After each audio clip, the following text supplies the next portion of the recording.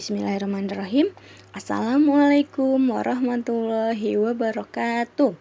Apa kabar anak soli dan solihah? Semoga kabarnya hari ini kalian dan kita semua selalu dalam keadaan sehat dan tetap semangat ya tentunya. Baik, alhamdulillah setelah tadi kita sudah berdoa, sekarang saatnya kita mulai belajar ya. Nah, tetapi sebelum belajar, karena ini pertemuan pertama kita, maka Ibu akan memperkenalkan diri terlebih dahulu. Nah, nama Ibu Rizky Mulia Oktariani. Kalian bisa memanggil dengan panggilan Ibu Rizky. Dalam setahun ke depan, Ibu akan membersamai kalian untuk belajar dalam mata pelajaran PPKN di kelas 4C Al-Bari. Nah, hari ini kita akan belajar tentang menjelaskan contoh persatuan dan kesatuan dalam keragaman. Nah, jadi anak-anak, di negara kita ini, yaitu negara Indonesia, ada banyak sekali keanekaragaman. Dari mulai rumah adat, pakaian adat, alat musik, suku bangsa, kemudian agama. Nah, yang akan Ibu jelaskan hari ini adalah tentang suku bangsa. Di Indonesia memiliki banyak suku bangsa. Anak-anak pada tahu nggak suku apa saja yang ada di Indonesia? Ya, ada Minang dari Sumatera Barat, kemudian ada Batak dari Medan, kemudian ada Sunda, Dayak, Bugis, dan masih banyak lagi. Nah, ternyata di Indonesia ini terdapat sekitar 1340 suku yang tersebar di beberapa wilayah di Indonesia. Wah, banyak sekali ya Bu Guru. Ya, jadi di Indonesia ini ada sekitar 1340 suku yang yang tersebar di beberapa wilayah di Indonesia. Nah, akan tetapi ada beberapa daerah di Indonesia yang didiami oleh beberapa suku. Contohnya contohnya tidak perlu jauh-jauh. Di Lampung sendiri di provinsi kita ada beberapa suku yang tinggal di sini. Ada apa saja? Ada Jawa, kemudian Sunda, kemudian Padang atau Minangkabau, Palembang, dan masih banyak lagi.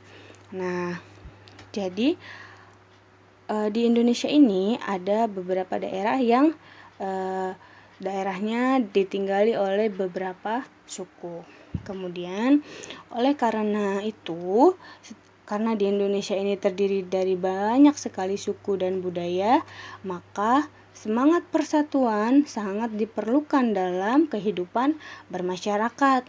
Salah satu faktor yang mempererat persatuan bangsa itu terkandung dalam Pancasila, terutama sila keberapa? Sila ketiga. Bunyinya yang berbunyi Persatuan Indonesia.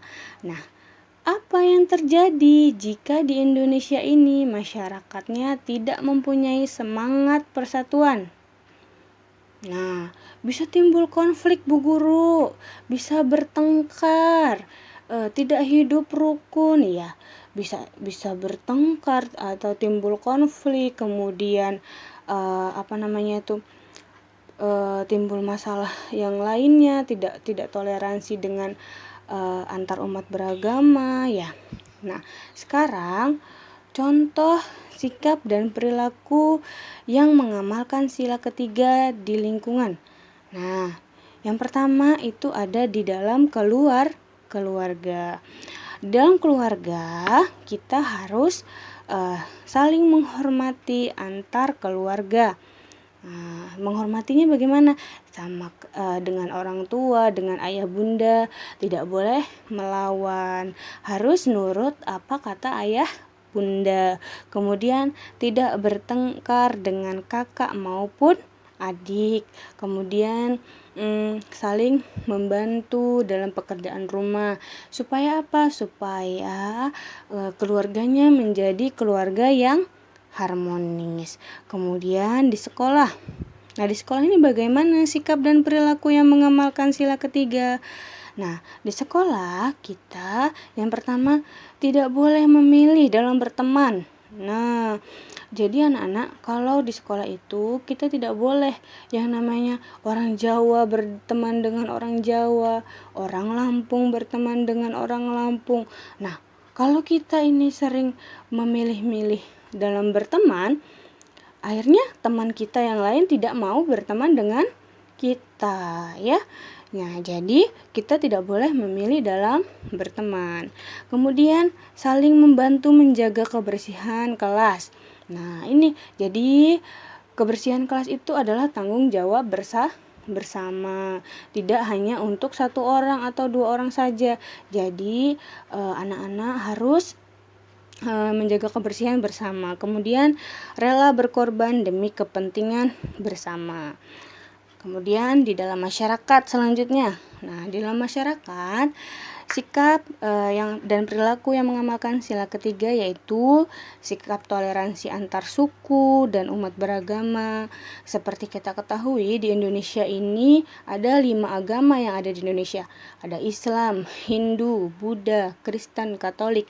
Nah, semuanya harus saling hidup rukun dan memiliki sikap toleransi. Nah, kemudian bergotong royong ketika ada kerja bakti di lingkungan itu kita harus ikut andil di dalam masyarakat, ikut bergotong royong. Kemudian mengutamakan kepentingan umum daripada kepentingan pribadi. Nah, jadi kita tidak boleh egois. Jadi kita harus mengutamakan kepentingan umum daripada kepentingan pribadi.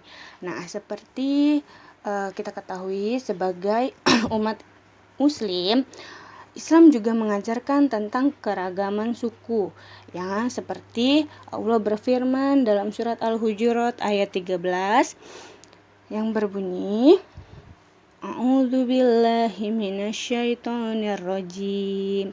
Bismillahirrahmanirrahim. Ya ayyuhan nasu inna khalaqnakum min zakarin wa unsa wa ja'alnakum syu'uban wa qabaila lita'arafu inna akramakum indallahi ataqakum innallaha alimun khabir.